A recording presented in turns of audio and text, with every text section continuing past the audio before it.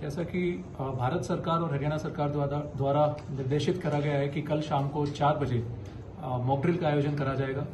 तो उसमें फरीदाबाद जिला भी है, तो हमने अपनी तैयारियों का जायजा लिया है। तो जैसा कि आप सभी को पता है, जो जिले में या फिर स्टेट लेवल पे इंसिडेंट रिस्पांस जो सिस्टम होता है, तो उसके तहत एक डिजास्टर या फिर इंसिडेंट जो भी होते हैं तब एक कंट्रोल रूम स्थापित होता है।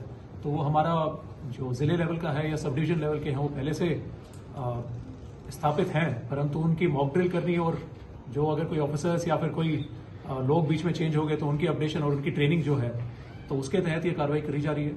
इसके साथ ही बाकी भी जो चीज़ें हैं, चाहे अर्ली वार्निंग सिस्टम हो गए या फिर जो ब्लैकआउट की तैयारी है या फिर जो कैजुअलिटी हो गई या फिर अगर फायर इंसिडेंट कहीं होता है तो उस सब की जो तैयारी है, तो उन सभी का जायजा लेने के लिए और सभी डिपार्टमेंट और को तैयार रखने के लिए और साथ ही लोगों में मैसेज पहुंचाने के लिए तो ये कार्रवाई कल करी जा रही है। मॉक ड्रिल कितने बजे शुरू होगी, क्या क्या इस दौरान रहने वाला है, किस तरह का रहेगा? कल 4 बजे शाम को मॉक ड्रिल शुरू होगी।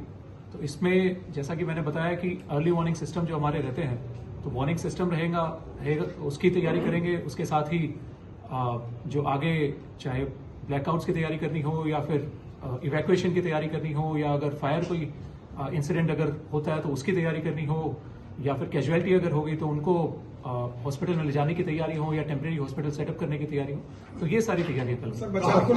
कहाँ होगी, कौन कौन से पॉइंट? तो इसमें मल्टीपल पॉइंट्स पे करी जाएगी, तो इसकी जानकारी हम आपको दे देंगे।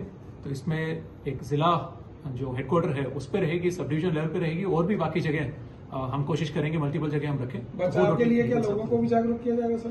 तो बिल्कुल ही मीडिया के माध्यम से, मीडिया एक प्रमुख हमारा जो पिलर है डेमोक्रेसी का, तो उसके माध्यम से लोगों को भी मैसेज वहां तक भी पहुंचाया जाएगा कि किस तरीके की तैयारी या किस तरीके की एक्टिविटीज उनको करनी है या नहीं करनी है।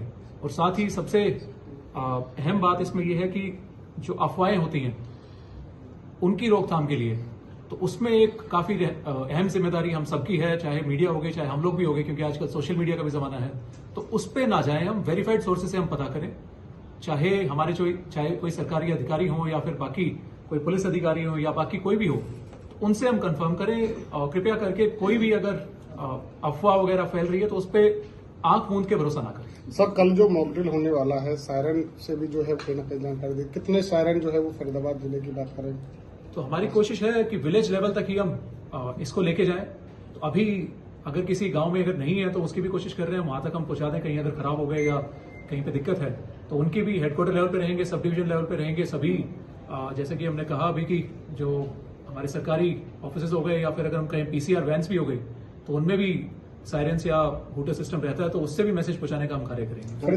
कंट्रोल सेंटर और आपके इसके साथ साथ में डीसी ऑफिस का वैकल्पिक कोई व्यवस्था या सीपी ऑफिस के इस तरह के हमारे यहाँ प्रबंध हैं क्या? बिल्कुल ही जी, ये भी सारे प्रबंध हैं।